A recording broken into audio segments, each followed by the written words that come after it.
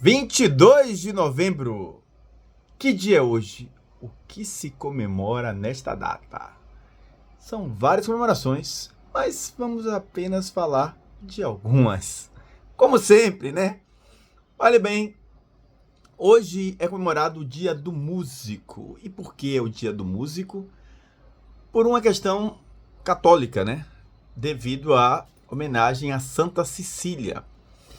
Esta santa é bem interessante porque ela se converte ao catolicismo e, obviamente, gente, aqui que não tem nada a ver com religiosidade, é só para falar do Dia do Músico e por que a Santa Cecília.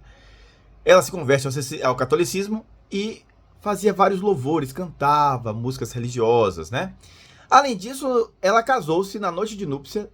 Ela resolveu e disse que não iria ter relações com o marido, porque ficaria virgem, eternamente virgem, e pediu que o marido aceitasse, e que tinha um anjo que a protegia, e que o marido também, posteriormente, veria esse anjo. Ele, segundo conta a história católica, se batiza e, posteriormente, vê o anjo que a protege e também vira católico, né? Enfim, e hoje também, no dia 22 de novembro de 1968, foi aí decretado a criação do Conselho Superior de Censura, órgão esse que é uma das características da ditadura militar ou civil-militar brasileira, que censurou aí milhares de obras, né, de arte, diríamos assim, peças teatrais, livros, filmes, programas televisivos.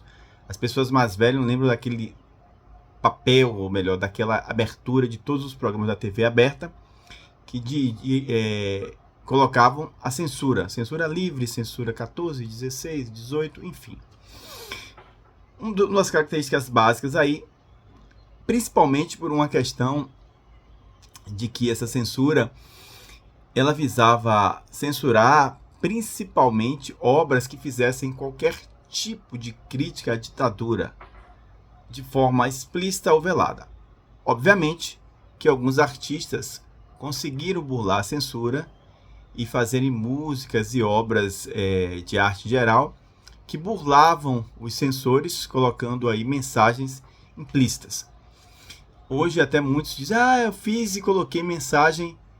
Muita gente quer se colocar, muito artista quer se colocar aí como opositor à ditadura, sendo que muitos nem foram, né? Os que foram aí tiveram obras censuradas e também conseguiram burlar com obras brilhantes, aí Chico Buarque, o Caetano Veloso, o Gilberto Gil, artistas que foram exilados, né?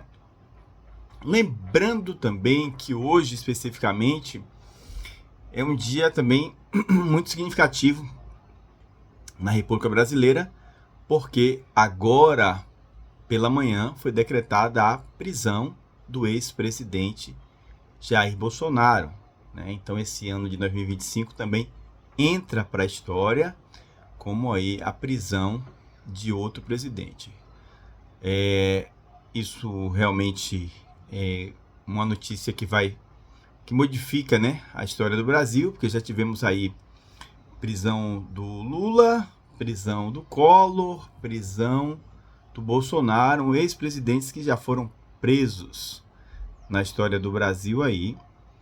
Então isso é muito significativo para a nossa democracia, até porque, independente da sua posição política, dá uma noção de justiça realmente universal, que atinge todos os aspectos, ou melhor, todas as esferas da sociedade, né?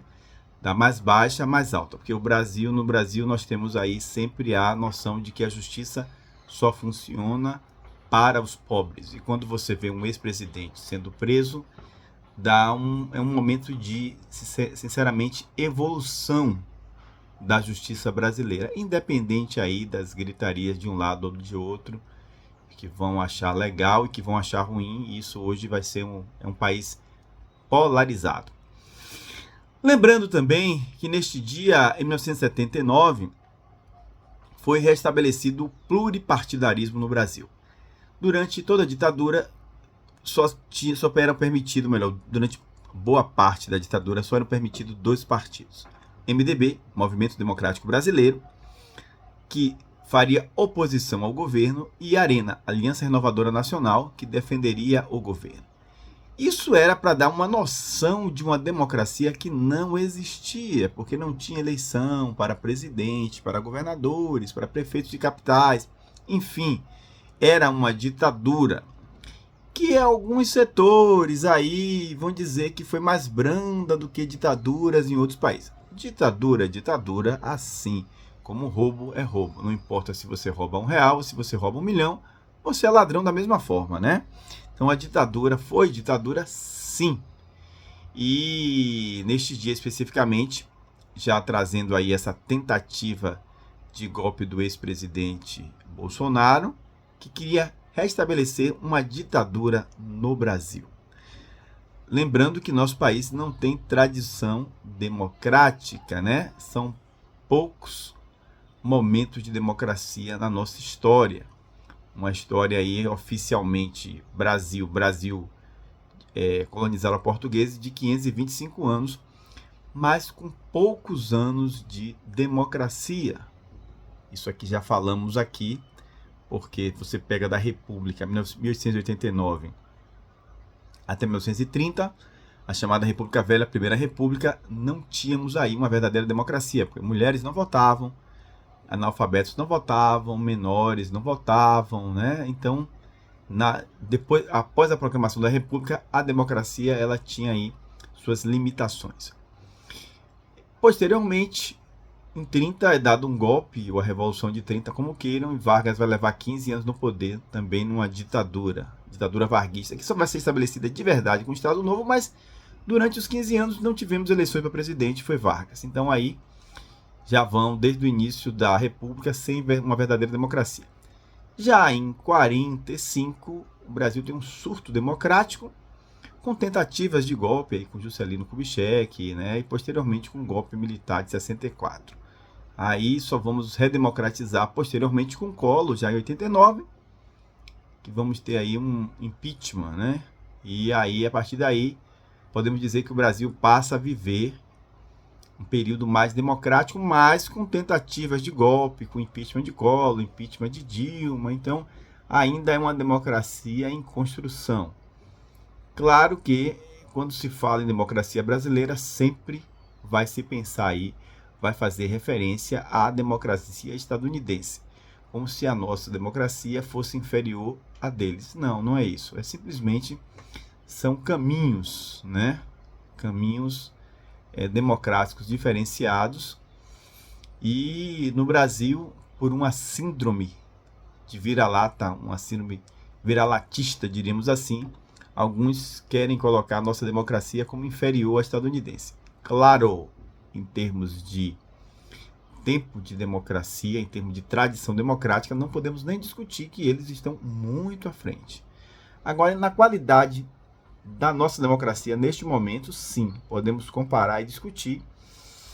E isso aí dá ampla discussão, amplo debate, né? Podemos dizer assim.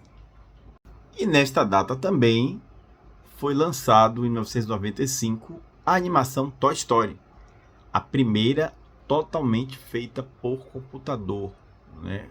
Totalmente feita com auxílio, com o uso de computação gráfica, diríamos assim. Claro que a partir daí hoje já temos N animações, filmes que utilizam aí a computação gráfica e hoje mais ainda a inteligência artificial. Também nesta data assumiu o poder na Alemanha Angela Merkel, que levou 16 anos no poder, né? Como a chanceler da Alemanha, conhecidíssima, uma grande representatividade no planeta aí. É isso, dia 22 de novembro de 2025.